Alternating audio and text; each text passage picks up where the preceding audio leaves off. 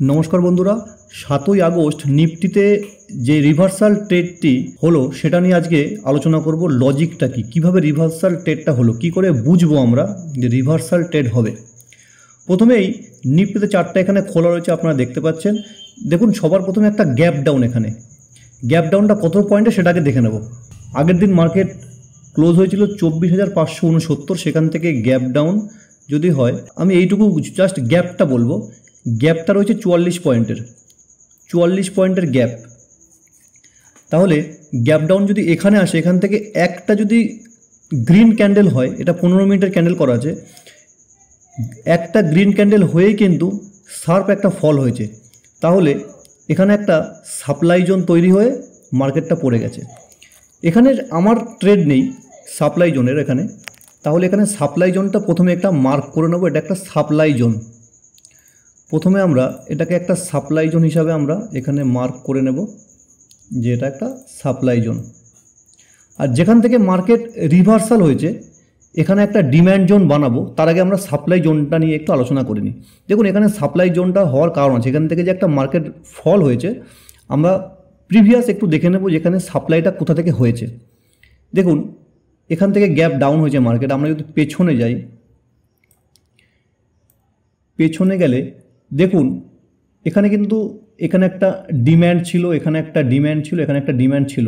যদি 15 মিনিটের ক্যান্ডেলে তিনবার দেখেন, এখানে খুব ইজিলি বুঝতে পারবেন এখানে সাপ্লাই ডিম্যান্ড জোনটা কিভাবে কাজ করেছে। দেখুন দেখুন এখানে একটা ডিম্যান্ড ছিল, এখানে একটা ডিম্যান্ড ছিল, এখানেও একটা ডিম্যান্ড ছিল, এটাকে আমি ডিম্যান্ড বলবো। তাহলে মার্কেট বারে বারে ডিম্যান্ডে এসে ওপরে যাচ্ছিলো, ডিম্যান্ডে এসে ওপরে যাচ্ছিলো, ডিম্যান্ডে এসে ওপরে যাচ্ছিলো। যখনই ডিম্যান্ডটাকে ক্রস করে নিচে নামলো তখন ওটাকে আমরা সাপ্লাই জোন বলবো। এইভাবেই সাপ্লাই অ্যান্ড ডিম্যান্ড জোন বার করা হয়। তাহলে ডিম্যান্ড জোনটা সাপ্লাই জোনে পরিণত হয়ে গেল, এটা বোঝা গেল। কিন্তু এই ট্রেডটা দরকার নেই। কিন্তু 15 মিনিটের ক্যান্ডেলে যখন মার্কেট ওপর থেকে নিচে আসলো, মার্কেট এখান থেকে যদি আমরা দেখি সোজা নিচে 199 পয়েন্ট, মানে 200 পয়েন্টের একটা ফল রয়েছে এখানে। তারপর এখান থেকে যে রিভার্সালটা দেবে আমরা এটা কি করে বুঝতে পারবো? দেখুন ভালো করে, প্রথমেই নিচে যে এখান থেকে সাপোর্ট নিয়ে উপরে উঠেছে তার কনফার্মেশনটা আমরা কি করে পাবো? আমরা যদি প্রিভিয়াস দেখি এখানে পুরো ফাঁকা, এখানে তো কিছুই নেই, তাহলে আমরা সাপোর্টটা কি করে পাবো?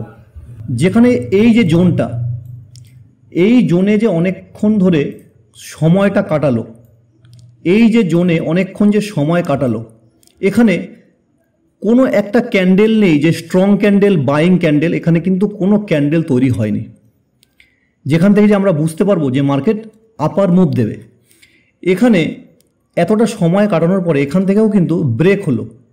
ব্রেকটা কি করে দেখবেন? এখানে একটা আমি যদি দাগ দিয়ে দিই তাহলে খুব সহজে বুঝতে পারবেন।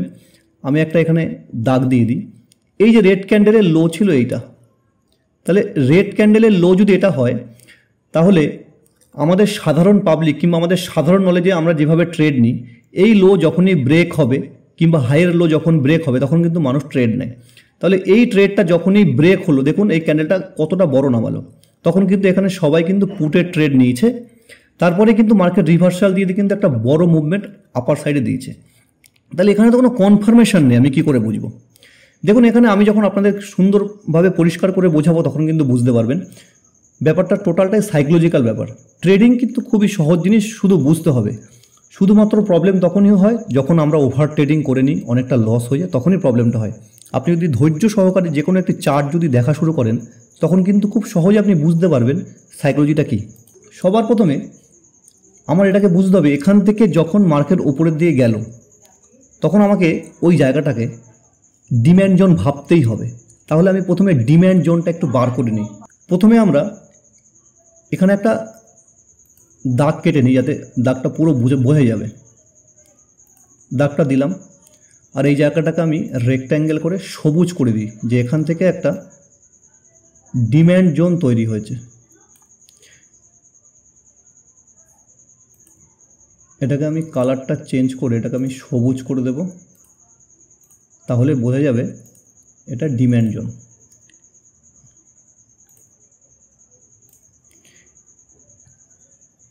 দেখুন এখানে কিন্তু কোনো কিছু নেই, পুরো ফাঁকা।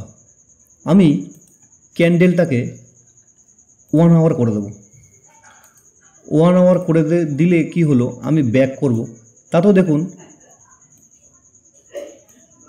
খুঁজে পাওয়া যাচ্ছে, মোটামুটি ডিম্যান্ড জোনটা মোটামুটি খুঁজে পাওয়া যাচ্ছে। আমরা কোন দাগটা কেটেছি, ওপরের দাগটা। এবার ব্যাপারটা বোঝার চেষ্টা করুন, অনেক প্রিভিয়াস লেভেল। সবসময় দেখুন মার্কেট যেখান থেকে পড়ছে কিংবা মার্কেট যেখান থেকে উঠছে তার প্রিভিয়াস কিছু থাকতেই হবে। এই সাইকোলজি যতদিন না বিল্ড হবে ততদিন না ট্রেডিংয়ে কিন্তু আপনার সফলতা আসবে না। ট্রেডিং সম্পূর্ণই সাইকোলজিক্যাল ব্যাপার। অন্ধের মতন কল পুট কেনা বেচাটাকে ট্রেডিং বলে না। দেখুন এখানে একটা ডিম্যান্ড জোন, এখান থেকে মার্কেট ওপরে উঠে গেছে। এই একটা ডিম্যান্ড, এই একটা ডিম্যান্ড, এই একটা ডিম্যান্ড, এই একটা ডিম্যান্ড। তাহলে আমি 1 ঘন্টা চার্টে এখানে আমি 1টা 2টো 3টে 4টে 5টা ডিম্যান্ড পাচ্ছি। তাহলে আমি যেই আন্ডারলাইনটা কেটে আপনাদের দেখালাম, তাহলে ওখান থেকে যে মার্কেটটা রিভার্স দিল তার পেছনের লজিকটা আপনারা বুঝতে পারলেন। তাহলে আমরা একটা কনফার্মেশন পেয়েছি যে এখান থেকে মার্কেট একটা রিভার্স দেওয়ার জায়গা আছে, একটা কনফার্মেশন হলো। কিন্তু আমরা একটা কনফার্মেশনে তো আমরা তো ট্রেড নিতে পারি না, তাই তো? তাহলে আমরা আবার পুনরায় পেছনের জায়গায় চলে আসি। এটাকে আমি আগের মতন 15 মিনিটের চার্ট করে দিই, ক্যান্ডেল চার্ট। এইবার লজিকটা বোঝার চেষ্টা করুন। যখন মার্কেট এখান থেকে ব্রেক করলো, এই যে একটা বড় ক্যান্ডেল, রেড ক্যান্ডেল, এই ক্যান্ডেলটা আমি হাই থেকে লো যদি করি, যখন বুলিশ মুভমেন্ট হবে, যেখান থেকে সাপোর্ট নেবে, যেখান থেকে সাপোর্ট নিয়ে উপরে উঠবে, প্রথমে ডিম্যান্ড জোনটা আপনারা মার্ক করবেন। তারপরে ওখানে যদি এইরকম একটা বড় রেড ক্যান্ডেল থাকে, সেই রেড ক্যান্ডেলের পরে যখন একটা স্ট্রং গ্রিন ক্যান্ডেল তৈরি হবে, সেই গ্রিন ক্যান্ডেলটাকে আপনাদের একটু ওয়াচ করতে হবে। কিভাবে ওয়াচ করবেন খুব সহজে আপনাদের বুঝিয়ে দিচ্ছি, বোঝার চেষ্টা করুন। একটু বড় করে নিলাম, এটা 15 মিনিটের ক্যান্ডেল আছে। এই রেড ক্যান্ডেলটির হাই এবং লো মার্ক করে আমি এখানে 50% লেভেলে একটি দাগ কাটবো। এটা হচ্ছে 50%। আপনারা ভালো করে খেয়াল করে দেখুন, এই গ্রিন ক্যান্ডেলটা এই 50%-এর ওপরে ক্লোজ হয়েছে।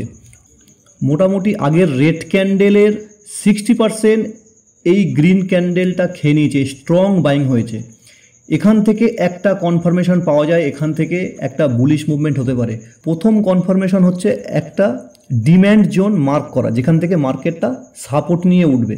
সেই ডিম্যান্ড জোনটা কীভাবে মার্ক করবেন সেটা আমি আপনাদের বুঝিয়ে দিলাম। এই ট্রেডের সেকেন্ড কনফার্মেশনটা কী করে বুঝলাম, যে একটা বড় রেড ক্যান্ডেল তৈরি হলো, সেটার 60% স্ট্রং বাইং আগের রেড ক্যান্ডেলটাকে খেয়ে নিল, সেকেন্ড কনফার্মেশন। তারপরে যে ক্যান্ডেলটা দেখছেন, এই যে ক্যান্ডেলটা, এই ক্যান্ডেলটার হাই এবং লো দেখুন, একটা মোটামুটি একটা ইন্ডিকেশন ক্যান্ডেলের মতন একটা ক্যান্ডেল তৈরি হয়ে গেছে। এখান থেকে একটা বোঝাই যাচ্ছে একটা বুলিশ মুভমেন্ট আসতে পারে। এবার বড় হবে না ছোট হবে সেটা বড় প্লেয়ারদের উপর ডিপেন্ড। তাহলে এখানে আমরা যারা হেজিংয়ে নেবেন তা কোনো ব্যাপার নেই, স্টপ লসের দরকার নেই। আর যারা নেকেড অপশন বাইং করবেন তাহলে এই ক্যান্ডেলের নিচে এসএল থাকবে, কিংবা আগের সুইংয়ের নিচে। দুটো কনফার্মেশন হয়ে গেল। এইবার আপনি চাইলে ওয়াই ডাটা যদি আপনারা একটুখানি ফলো করেন, সেখান থেকে 3 নম্বর কনফার্মেশন হয়ে গেলেই আপনারা একটা খুব সহজে চোখ বন্ধ করে এখানে আপনি একটা ট্রেড নিতে পারেন। দেখুন মার্কেট কিন্তু কোনো সময় শিওর শট কেউ দিতে পারে না যে মার্কেট এখন উপরে যাবে না নিচে যাবে।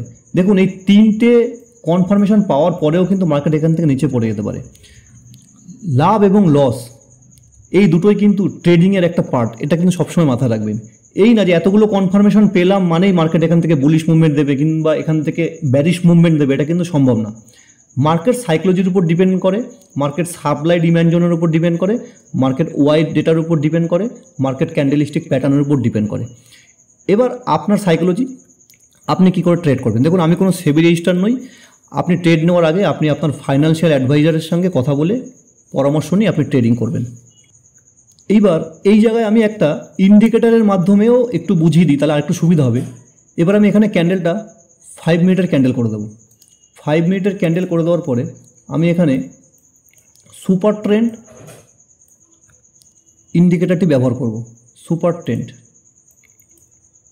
দেখুন সুপার ট্রেন্ড যখনই আমি ব্যবহার করলাম, দেখুন মার্কেট একটা যে এখান থেকে যে নিচে নামলো, নিচে নামার পরে দেখুন এখানে অনেকক্ষণ যে মার্কেটটা সময় কাটে, যে নিচে নামলো, নিচে নামার পরে দেখুন এই যে সুপার ট্রেন্ডের যে রেড লাইনটা, দেখুন এই রেড লাইনটা রেড লাইনটা যখনই ক্রস হলো তারপরে কিন্তু সুপার ট্রেন্ডও কিন্তু এখান থেকে একটা কনফার্মেশন দিয়ে দিয়েছে যে মার্কেট আপসাইডে যাবে। তাহলে আপনি আর একটা কনফার্মেশনও পেয়ে গেলেন, সুপার ট্রেন্ডটা ব্যবহার করলেন। 3-4 রকমের কনফার্মেশন পাবেন, তারপরে আপনি একটা ট্রেড নেবেন, খুব সহজে হবে। এরকম মুভমেন্ট সবসময় হয় না, অনেক কিছুর উপর ডিপেন্ড করে এরকম মুভমেন্ট আসে, সেগুলো আপনাকে জানতে হবে, আরও নলেজ নিতে হবে, মার্কেট দেখতে হবে, চার্ট অ্যানালাইজ করতে হবে, ধৈর্য সহকারে বসতে হবে, তারপরে গিয়ে হবে। তো ভিডিওটা কেমন লাগলো কমেন্ট বক্সে অবশ্যই জানাবেন। আর আপনাদের যদি ট্রেডিং অ্যাকাউন্ট না থাকে তাহলে ডেসক্রিপশন বক্সে ট্রেডিং অ্যাকাউন্টের লিঙ্ক দেওয়া রয়েছে, ওখান থেকে আপনারা চাইলে ফ্রিতে ডিম্যাট অ্যাকাউন্ট খুলতে পারবেন। কমেন্ট বক্সে জানান ভিডিওটা কেমন লাগলো, আর ভিডিওতে নতুন হলে সাবস্ক্রাইব করতে কিন্তু একদম ভুলবেন না। আপনাদের সাপোর্ট আমার চ্যানেলটা গ্রো করতে অনেক সুবিধা করবে। তো ভালো থাকবেন, নমস্কার।